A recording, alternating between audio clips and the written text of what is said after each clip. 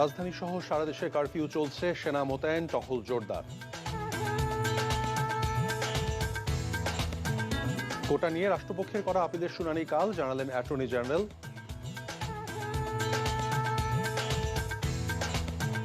ছাত্র বিক্ষোভকে ভর করে বিএনপি জামাত সশস্ত্র ক্যাডার ঢাকায় জড়ো করছে, অভিযোগ ওবায়দুল কাদেরের। দেশে চলমান অবস্থা প্রভাব পড়েছে নিত্যপণ্যের বাজারে, ক্রেতার উপস্থিতি কম।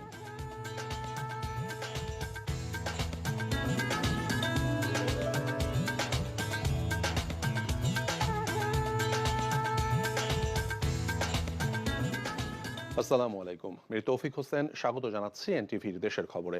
ক্রাউন 7 শিরোনাম দেখছিলেন, এবার বলছি পুরো খবর। কারফিউ জারি ও সেনা মোতায়েনের পরে সকাল থেকে পুরো রাজধানী জুড়ে বিরাজ করছে থমথমে পরিবেশ। তবে দুপুর 12টার পরে 2 ঘন্টার জন্য কারফিউ শিথিল করলে বিভিন্ন স্থানে কিছু লোক বের হতে দেখা যায়। সকাল থেকে রাজধানীর বিভিন্ন গুরুত্বপূর্ণ পয়েন্টে দেখা গেছে সেনাবাহিনীর সদস্যদের উপস্থিতি। যারা এই রাস্তায় বেরিয়েছেন তাদেরকেই সেনাবাহিনীর তল্লাশিতে পড়তে হয়েছে। বন্ধ রয়েছে অধিকাংশ দোকানপাট, রাস্তায় যান চলাচল অনেক কম। কিছু রিক্সা এবং ব্যাটারি চালিত অটোরিকশা চলাচল করছে। আর যারাই ব্যক্তিগত গাড়ি নিয়ে বেরিয়েছেন, বের হওয়ার উপযুক্ত কারণ দেখাতে হচ্ছে সেনাবাহিনীকে। সরকারি গুরুত্বপূর্ণ বিভিন্ন পয়েন্টে মোতায়েন করা হয়েছে সেনাবাহিনী। এদিকে সেনা মোতায়েনের পর দেশের বিভিন্ন স্থানে পরিস্থিতি উন্নতির দিকে। ঢাকা মাওয়া, ঢাকা আরিচা, ঢাকা টাঙ্গাইল, ঢাকা সিলেট ও ঢাকা চট্টগ্রাম মহাসড়কে যানবাহন চলাচল কিছুটা কম। জেলা শহরগুলোতে রিক্সা এবং ব্যাটারি চালিত অটোরিকশা চলাচল করছে, বন্ধ রয়েছে অধিকাংশ দোকানপাট। সরকারি সিদ্ধান্তে গুরুত্বপূর্ণ বিভিন্ন পয়েন্টে মোতায়েন করা হয়েছে সেনাবাহিনী। বরিশালের বিভিন্ন সড়কে চলাচলকারীদের বাধা দিচ্ছে আইনশৃঙ্খলা বাহিনীর সদস্যরা। রাস্তাঘাটে খুব একটা যানবাহন চলাচল করছে না। খুলনা মহানগরীতে ধীরে ধীরে স্বাভাবিক হচ্ছে পরিস্থিতি। চট্টগ্রাম বন্দরে জাহাজে পণ্য ওঠানামা স্বাভাবিক থাকলেও ব্যাহত হচ্ছে পণ্য পরিবহন। পাশাপাশি টহলে রয়েছে পুলিশ, র্যাব, বিজিবি সহ আইনশৃঙ্খলা বাহিনীর সদস্যরা। ভোলা শহরের বিভিন্ন গুরুত্বপূর্ণ স্থানে আইনশৃঙ্খলা বাহিনীর সদস্যদের দেখা গেছে। যানবাহন চলাচল স্বাভাবিক রয়েছে। ময়মনসিংহ এবং কেরানীগঞ্জে আইনশৃঙ্খলা বাহিনীর টহল দেখা গেছে।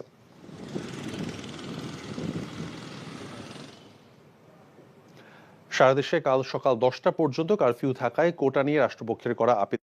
আমাদের সুপ্রিম কোর্ট সকাল 9টার থেকে বসে, কিন্তু যেহেতু সকাল 10টা পর্যন্ত কারফিউ থাকবে, তো 10টার পরে কোর্ট বসবে এবং আশা করছি 10টার পরে এটা শুনানি আরম্ভ হবে। কোটাপত্র বাতিল করে যে সরকার যে সার্কুলারটা দিয়েছিল, সেই সার্কুলারটা বাতিল করার হাইকোর্টের রায়টা সঠিক হয়নি, সেটাই আমরা কোর্টের কাছে আবেদন করব। শুনেন, এটা তো আমি তো জানি না, এটা আদালতে আমি কিভাবে প্রস্তাব দিব। আদালতের কাছে তো এটা দেওয়া যাবে না। আদালতের কাছে আমরা শুধুমাত্র এই মামলার রায়টা সঠিক কি বেঠিক আমরা দেখাবো, যে কি কি কারণে এই রায়টা সঠিক হয় না, কি কি কারণে আইনের ব্যত্যয় ঘটেছে, সেটা আদালতের কাছে আমরা তুলে ধরবো।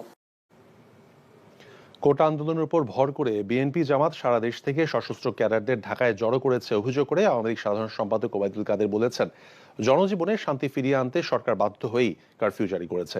আজ এক সংবাদ সম্মেলনে তিনি এসব কথা বলেন। কোটা বিরোধী আন্দোলনের উপর ভর করে তারেক রহমানের নির্দেশে শিবির ছাত্র দলের সশস্ত্র ক্যাডার বাহিনী সহ সারা দেশ থেকে সন্ত্রাসীদের ঢাকা সিটিতে জড়ো করা হয়েছে এবং এই দুষ্কৃতিকারী এ সকল সন্ত্রাসী ঘটনা নেতৃত্ব দিচ্ছে। শেখ হাসিনা বাধ্য হয়ে এই ব্যবস্থা নিয়েছেন। আমরা দেশবাসীকে ধৈর্য ধরে সরকারের প্রশাসনকে সার্বিকভাবে সহযোগিতা করার জন্য অনুরোধ জানাব। কোটা সংস্কার আন্দোলনে নিহতের ঘটনার দায়ীদের বিচার দাবি এবং সব মিলিয়ে ন্যূনতম 5% কোটা সহ 8 দফা দাবি জানিয়েছে বৈষম্য বিরোধী ছাত্র আন্দোলন। দাবি পূরণ ছাড়া সরকারের সাথে কোনো ধরনের সংলাপ হবে না বলেও জানান তারা। আইনমন্ত্রী আনিসুল হক, শিক্ষামন্ত্রী মহিবুল হাসান চৌধুরী নফেল, তথ্য প্রতিমন্ত্রীর সাথে দেখা করে এসব দাবি জানান তারা। পরে তাদের দাবি মেনে নেওয়ার আশ্বাস দেন আইনমন্ত্রী। রিপোর্ট করছেন কায়কোবাদ মাহমুদ।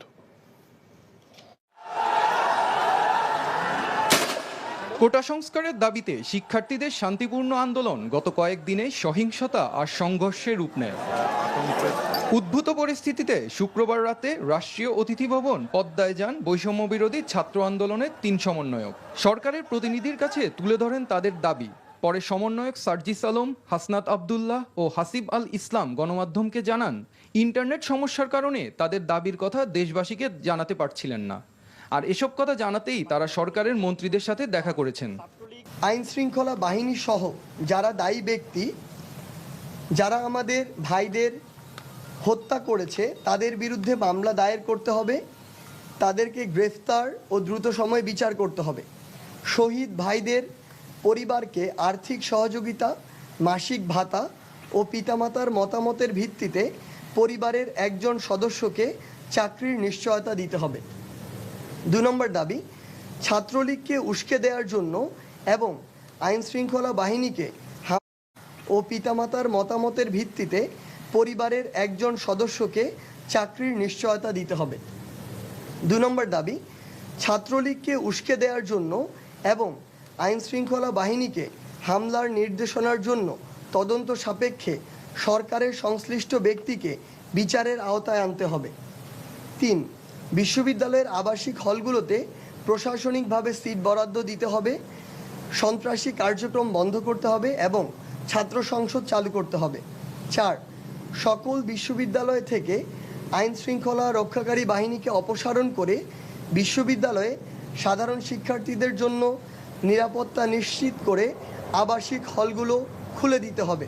ছাত্রলীগ এবং যুবলীগের নেতৃত্বে যারা ঢাকা বিশ্ববিদ্যালয় সহ দেশের বিভিন্ন শিক্ষা প্রতিষ্ঠানে সাধারণ শিক্ষার্থীদের উপর অতর্কিত হামলা ও নৃশংসতা চালিয়েছে, তাদের দ্রুত বিচারের আওতায় নিয়ে আসতে হবে। ৬, যে সকল বিশ্ববিদ্যালয়ের প্রশাসনের নীরব ভূমিকার কারণে শিক্ষার্থীদের উপর হামলা হয়েছে, সেই সব বিশ্ববিদ্যালয়ের ভিসি ও প্রক্টরকে পদত্যাগ করতে হবে। দায়েরকৃত সকল মামলা প্রত্যাহার করতে হবে। ৮, আন্দোলনের সাথে জড়িত শিক্ষার্থীদের সকল ধরনের রাজনৈতিক, আইনি বা বিশ্ববিদ্যালয়ের প্রশাসন কর্তৃক একাডেমিক হয়রানি না করার নিশ্চয়তা দিতে হবে। এছাড়াও কোটা ৫% এনে সংসদে আইন পাশের দাবিও জানান তারা। জানান তাদের পরবর্তী কর্মসূচির কথাও। নিজ নিজ জায়গা থেকে আমাদের যারা শহীদ হয়েছে তাদের জন্য নিজ নিজ জায়গা থেকে দোয়া প্রার্থনা করা এবং কালো ব্যাজ ধারণ করার আমরা আহ্বান জানাবো। আর আইনমন্ত্রী আনিসুল হক জানান, ছাত্রদের দাবি তারা শুনেছেন। তাদের দাবিটা আমরা হাতে নিয়েছি তাদের কাছ থেকে এবং আমরা ৩ জনে এতক্ষণ আলাপ আলোচনা করলাম।